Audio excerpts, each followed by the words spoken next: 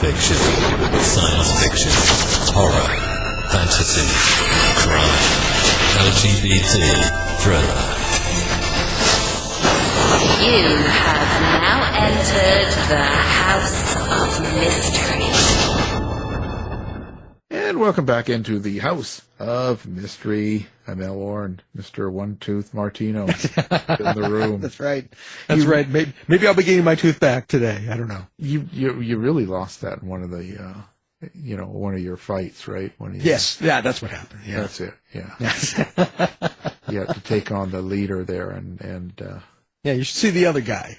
Yeah. He only has a tooth left. That's right. One tooth. Nothing else. Anyway, well, enough of that stuff. So, listen, we've got a fantasy sci-fi writer here. And first time on the show, we're going to talk about his 3-book series, The Sorcerer Song. Let's bring in Brian D. Anderson. So thank you for being here. Oh, it's a pleasure. I appreciate you having me. Of course. Brian, so where did all this pain begin? Like, why like, where did it start for you, where you decide to write and publish books? Well, that's kind of an interesting journey for me. I've always had a flair for writing, always enjoyed doing it, but I never took it seriously. It wasn't something I ever imagined myself doing as a career. But my wife was always at me to give it some more, take it a little more seriously. And, when I used, when I stopped going on the road, I was a professional musician for many years. When I stopped doing that for a living, because it just got too difficult to be on the road, I would still need that creative outlet. So I would, write short stories and things like that. But I never could really get anything off the ground. Nothing really, just came together until one day, right around 2010, my, at the time, 7-year-old son came to me, said he had an idea for a story. And what he told me was so amazing. He asked me if I'd write it. And I was like, of course I will. I mean, I had to change it to, from, he was 7, of course.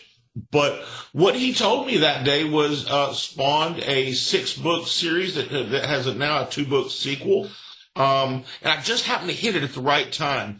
I knew nothing about publishing. I knew nothing about anything. So, but it just so happened that this was the kind of the golden age of the indie explosion from that 2010 to 2012 era. So the books, the story really latched on and people loved it and, sold tens of thousands of copies like almost right away. And it just sort of launched my career. After that series was over, I followed it up with Dragonvein and I got an audio deal for Dragonvein. And the first book ended up being a top 5 finalist for Fantasy Book of the Year on Audible. It was the first indie in history to make it to the top 5. Jim Butcher won that year. I'm sure I was in second though, not last. But honestly though, it was the year Terry Pratchett passed away. And he was also up for the same award. And just to see my name next to his was amazing. And then, I kind of started like getting kind of worn out after I did a series with Stephen Saville called Akiri. Stephen from Warhammer and Pathfinder and Doctor Who. And, so I went over to, decided to do make the transition over to traditional publishing. And that's where the Sorcerer Song comes in. I signed a 3-book deal with those guys. And since then, I've also done some short fiction work with, Titan Books for the Conan the Barbarian franchise, in partnership with Heroic Signatures. So it's been a really wonderful experience making that transition from one creative endeavor into another. And it turns out I'm a much better writer than I ever was a musician. Is there a reason for fantasy? Like, did you grow up with a certain amount of sci-fi in your life, or what do you think the inspiration was for that? Well, I always loved it. When I was a kid, we would go visit my grandparents, and I slept in my uncle's old bedroom, and he had one of those headboards that was a bookshelf also. and he had all the Tom Swift Juniors from back in the 50s. The original Tom Swifts were written around 1910 to 1918, something like that. But the Tom Swift Juniors written around the same time that Hardy Boys and Nancy Drew was really popular. I loved those, and he had this old and he also had this old ragged copy of Fellowship of the Ring, and I started reading that, and I just fell in love with the genre. It just, I was on a panel in DragonCon recently. We were talking about the Fellowship of the Ring, and the first time you ever read it, you can never re-experience that in the same way. For those of you that fell in love with fantasy via Tolkien, that first time you read about the Shire and the way he transported me there, and I could almost smell the bread coming out of the windows and feel the sun on your face as he's describing it. So, yeah, I mean, how do you not fall in love with that genre? I mean, your imagination just runs wild. It's like no other genre there is. The problem I had at first is because I was trying to write like Tolkien, and Tolkien is an amazing wordsmith, but he also wrote in an antiquated style even for his time. So I was trying to write I was a 20th century kid trying to write in 19th century prose. So, went until later in life when guys like Terry Brooks and, came around, and I was reading, I remember reading Magic Kingdom for Sale and books like that, when I realized I didn't have to write like Tolkien to write fantasy. So that helped me a lot later in life. How did you develop your own style? Well, we all develop our own style through doing. Most of us do. We gravitate towards certain we all have our literary tendencies. It takes a while to develop your own unique voice to where somebody can read your prose and know it was you that wrote it. And there's things, just habits I've got that habits and tendency I acquired over time, things I like, turns of phrase I enjoy using that I think fit real well, certain types of pacing. So much involved. It's like you don't realize it happens until it's happened. Until that first draft that usually you have to, that usually is always a wreck, but it stops being so much of a wreck because some of the things you do are so automatic that it's your voice doing it. You don't have to think as hard about it. It just sort of flows out. And once you have that feeling, then you sort of have your own voice. And everybody's voice is slightly different. And you can tell the way people use dialogue, the way they frame dialogue, how much of an environment they describe and what parts of an environment they describe first or last, or what they shine spotlights on. So but it's just a process of doing it over and over and over again. Right. Do you start by building the world that your characters live in, or do you start with the characters and then put them into the world? Okay, well, with me, I tend to start with a storyline, a story. I'm a firm believer in characters and plot first, world buildings second. And to step away from literature to go into cinematic, if I were to ask you what Star Wars is about, you don't say it's about the Death Star. You say it's about Luke and Leia and Darth Vader. Say it's about the characters and their adventures. If I asked you what the Lord of the Rings is about, you don't say it's about Middle Earth. You say it's about Frodo and Sam and Gandalf and Aragorn. So to me, I start with an idea for a story, and I sort of build some characters around that, and then because I think if you can take a story and remove it from its setting.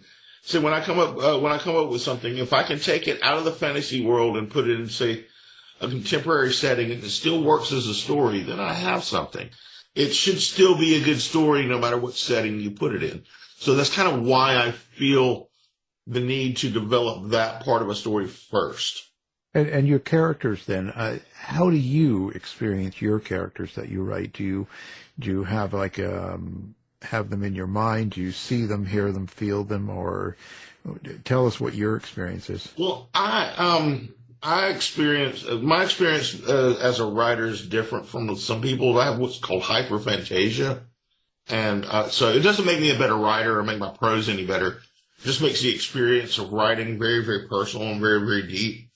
So as I'm writing, I actually can see everything in my head. I even sometimes hear a score. Everything's very cinematic as I write. If I write upsetting parts, I end up becoming very upset. I have to kind of back away from it. So with my characters, because of the way I develop characters, it can be very personal. One of the things I tell people in lectures when I give character development lectures is that a character is not a list of weaknesses and strengths. That's unless you're playing Dungeons and Dragons. A character is lived experience and history. What makes you you? It's not that you are tall or that you are good at math or bad at basketball. What makes you you is the things you went through as a child, your biology, your upbringing, all these things your history that makes you a person. So the same things that makes you a person makes your character a person. So you have to give them sort of a background, and and give them their own unique selves. And say you take two characters and you have them at the foot of a bridge there's in a large chasm that spans a large chasm, and they're both equally afraid of heights, but one is able to overcome their fear and get across the bridge, and the other one is not. So the question becomes, what is it about this one character that paralyzes them that didn't paralyze this other character? So that's kind of when you sort of look at characters that way, you can experience them that way. You can create relatable characters that people enjoy, and that's really the goal, is to create characters people can relate to, that they can see parts of themselves, maybe not their whole self, but parts of themselves within.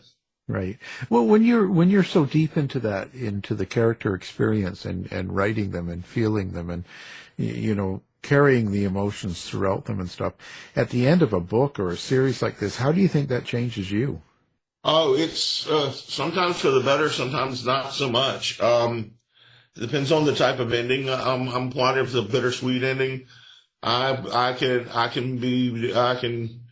be in a pretty dark place for a little while. If I decided to end up on a high note, I'm pretty happy for a while. But I level out. I just when I say high, there's a thing called aphantasia. If you're going to want to understand what it is, aphantasia means you can't picture things in your head. You can't see things. Several wonderful writers like Chris Rocchio and Mark Lawrence have aphantasia. So it doesn't affect how good a writer you are. It affects your experience. So when the way I experience things in this, it doesn't linger on for months and months and months and months. It's usually kind of an in the moment thing, and right after, how you feel right at when you finish. But overall, when I finish a book, I'm pretty happy, because that's a lot of work. It's no small thing to write 150,000 words. And put it all together into a novel. Anybody that's ever even attempted it can tell you. So overall, in the end, I feel pretty good about myself. Just depending on how it ends, do I feel immediately good? Yeah, definitely. So what's the overall concept of the story of the three books in the series, as well as what you want the reader to take away from the series? Well, okay, the Sorcerer Song is a fantastic character-driven fantasy adventure. You have a young couple that live in this land that's protected by a barrier that if you cross it, you can never find home again. Literally, if you step 1 foot away, you turn around, everything you knew is gone. But they do, Mariyah, who is the female protagonist, and Lem, who's the male protagonist, they have to leave. They leave on separate paths in order to get the power, magic, and skills they need to protect their home, because there's an ancient evil breaking free from its prison. The stakes are very high, as one would expect. But the story is really about Lem and Mariyah, what they go through this journey. They have very different experiences in the wider, more savage world beyond their borders. Very different experiences, and the things that they have to give up just to survive. What will they not give up, no matter even if it kills them? And really, if they see each other again, are you going to have the same two people? Probably not. But most of all, what I try to touch on is what is being shed, what is being changed, or what is just being revealed. When we go through things, when we go through hardships, and we go through challenges in our life, a lot of times we think we're changing, but a lot of times it's not true. Often what's happening is something that was already there inside us is just being revealed. And I try to explore those themes throughout the story. And the story itself, you have bard magic and elemental magic and assassins and con men and religious fanatics. It's a fun story. Well, speaking of magic, do you create your own magic systems? Is that what you do, or do you rely on what's already been maybe published from the past? Well, I don't really know anybody who does that, or at least we all draw on each other's for inspiration. I try to create as unique a magic systems as I can. It's kind of being completely original is nigh impossible, given we've been telling stories for 12,000 years or however long. But the odds on me coming up with something completely original is so slim. But I try to come up with something unique and something that even if it's similar to something else, that it has my fingerprints on it. I usually do hard magic systems. There's soft magic and hard magic systems. For those who don't know, soft magic system would be like Harry Potter. Magic works because it works. There's never any kind of explanation on why it works, and there's no real cost. Harry Potter can do all sorts of crazy stuff with his wand, and there's no cost to himself. It's just magic being projected, and with no particular rhyme or reason other than it serves the story, which is fine. The Lord of the Rings has a soft magic system. We don't see a lot of magic in Lord of the Rings, but we don't really know much about it. We don't know why it works or what it does, or why it does what it does. Then there's other things like what you see Brandon Sanderson do, where or Robert Jordan or myself, where there's hard, fast rules to magic, and there's a cost. It's almost like laws of physics. Magic can solve certain problems, but not all problems. And here's what it can do, and here's what it can't do. And here's what happens if you do this, and here's what, if you do this, you must pay that, So that's the hard, fast rules, create a hard, magic system. And that's what you see more of nowadays. And younger books, like mid-grade, stuff like that, you see a lot more soft magic system, because there's really no need to burden a story down that you're telling to young children with a lot of rules for magic. So, right. So what happens to your characters when you're done with the book? Or do they just disappear? Well, sometimes they reappear and disappear. A lot of it has to do with fan response. The original cast of the Godling Chronicles stays with me. So does there's certain characters really stick with me. Loria Camden from the Sorcerer Song series is one of my favorite characters to have written, and she's I love the way she is. The kind of strength that she exhibits is to me inspiring. I'm trying not to sound immodest. But yeah, sometimes they do. Sometimes they come back in unexpected moments when I'm I'm thinking about something and I remember what I had a character do. So. Right. Like when you're driving down the road and they start talking to you and Yeah, right. you drive off the road or something like that. Well, it's either them or other Brian. Yeah. Well, there you go. Yeah. So where do you see yourself going then? Like, you're going to continue to do this in the fantasy world, or you're going to kind of shift over to something else? Well, I'm working on a fantasy mystery right now that I'm still about 20,000 words away from completion. But I got another project I'm doing in science fiction with 3 other writers, Mr. Troy Denning, Dayton Ward, and Sebastian DeCastel.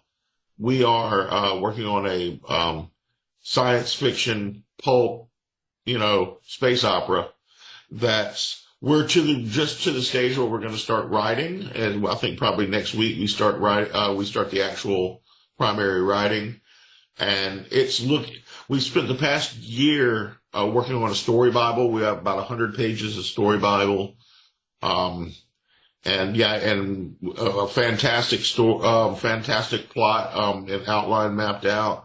So I'll be probably working on that a lot in the near future.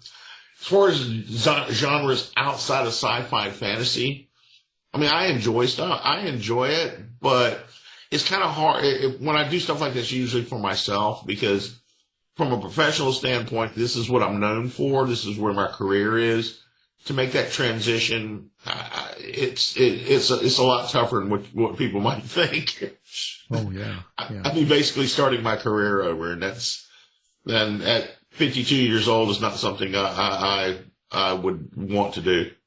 No. It's a whole thing. Yeah. It's so when you're working with other people like that, do you find it easy to share your characters then, being that you're so in touch with them, that you're hearing them and you have a lot of interaction with your characters? So when you write with other people, is that going to be a challenge?